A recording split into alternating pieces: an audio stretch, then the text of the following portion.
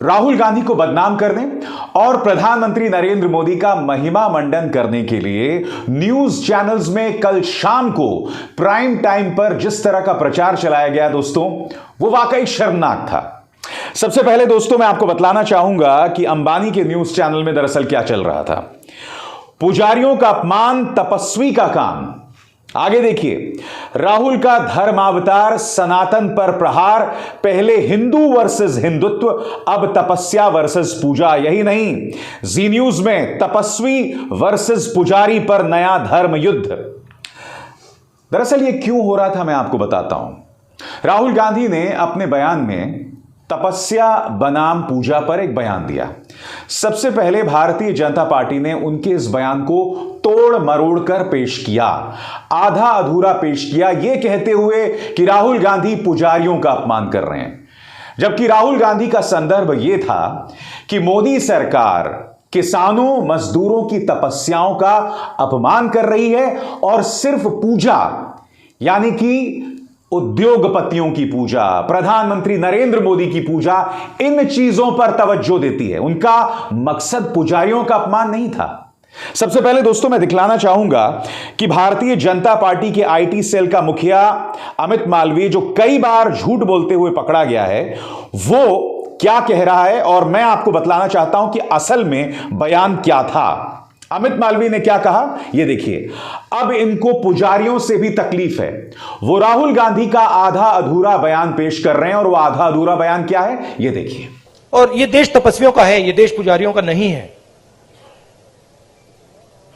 Reality इस देश की ये है। मगर राहुल गांधी का असल बयान क्या था, जिस पर कार्यक्रम की शुरुआत मैंने आपको बताया कि न्यूज चैनल्स किस तरह से डिबेट्स कर रहे थे, वो असल बयान क्या था? क्या वाकई उन्होंने पुजारियों का अपमान किया था, धर्म का अपमान किया था? खुद सुनिए राहुल गांधी ने क्या कहा। और बीजेपी कहती है, आरएसएस कहती है कि नहीं भैया, तपस्या की कोई रिस्पेक्ट नहीं होनी चाहिए, जो हमारी पूजा करेगा उसकी रिस्पेक्ट होगी। अब आप इस फ्रेमवर्क से नोटबंदी को देखिए। क्या नोटबंदी ने हिंदुस्तान के गरीब की तपस्या की रिस्पेक्ट की? वो तपस्या पर आक्रमण था। उसका मैसेज था किसान से, छोटे मजदूर से, छोटे व्यापारी से, भैया तू जितनी तपस्या करनी है तू कर ले, कुछ फर्क नहीं पड़ेगा, जला देंगे। और बीजेपी, आरएसएस इस देश को फोर्स्ड पूजा की ओर ले जा रही है, धन का प्रयोग करके, इंस्टीट्यूशंस को कैप्चर करके, लोगों को डरा के, आप लोगों को डरा के। वो आपसे कह रहे हैं भैया तपस्या मत करो, आपसे कह रहे हैं आपकी जो तपस्या है, जो सच्चाई मतलब आपको अपने टेलीविजन स्क्रीन पे डालनी है, वो मत करो, मार देंगे, हमारी पूजा करो।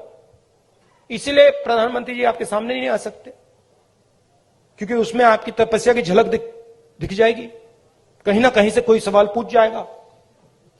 तो ये लड़ाई है पूजा और तपस्या के बीच में। हमारा संगठन तपस्या का है। तो राहुल गांधी ने यहां कहीं पर भी पुजारियों का अपमान नहीं किया, हिंदू धर्म का अपमान नहीं किया। मगर जैसा कि आप देख सकते हैं कि भारतीय जनता पार्टी के झूठ तंत्र का मुखिया, जो कई बार झूठ बोलते पकड़ा गया है, वो बाकायदा इस तरह का प्रचार चला रहे हैं। और न सिर्फ ये, जैसे कि मैंने आपको दिखाया, तमाम न्यूज चैनल्स उसी तरह की चीजें चला रहे हैं।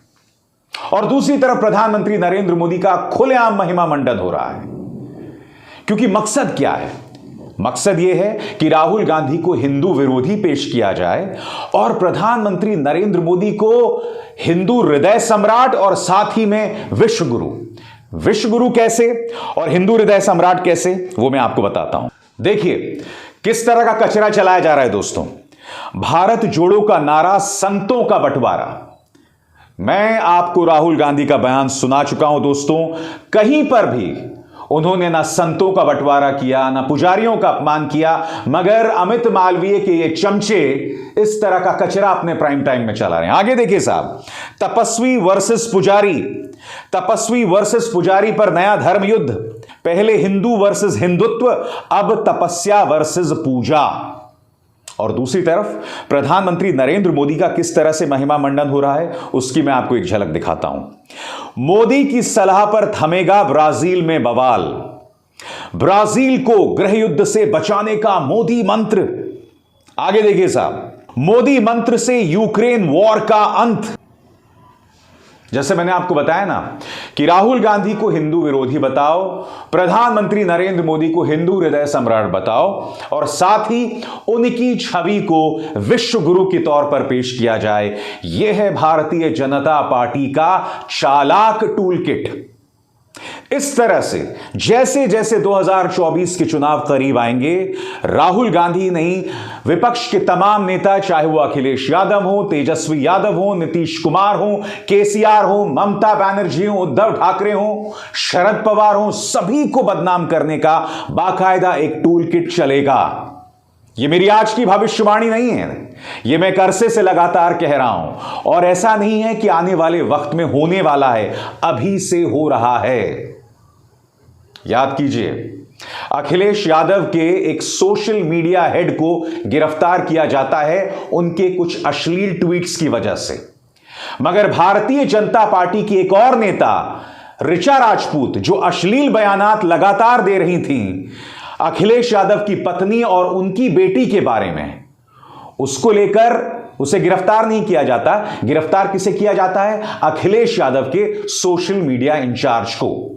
मैंने उसके ट्वीट्स देखे हैं दोस्तों, निहायत ही अश्लील हैं, मगर ऋचा राजपूत ने जिस तरह से डिंपल यादव के बारे में और उनकी बेटी अदिति के बारे में ट्वीट्स किया दोस्तों, मैं तो आपको दिखा भी नहीं सकता हूं, वो इतने अश्लील हैं, इतने अश्लील हैं।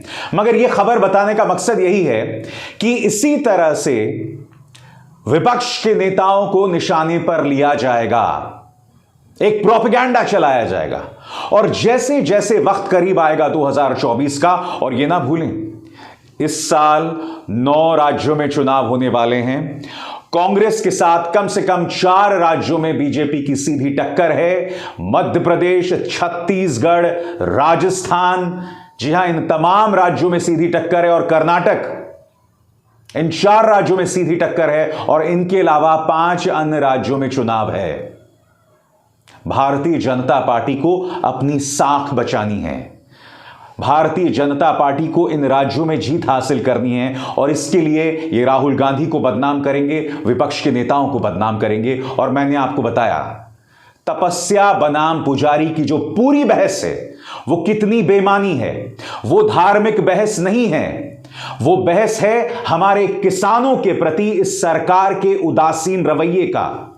वो बहस है हमारी सरकार का जो हॉस्टाइल रवैया है, जो आक्रामक रवैया है, जो दुश्मना रवैया है हमारे मजदूरों को लेकर, उसका।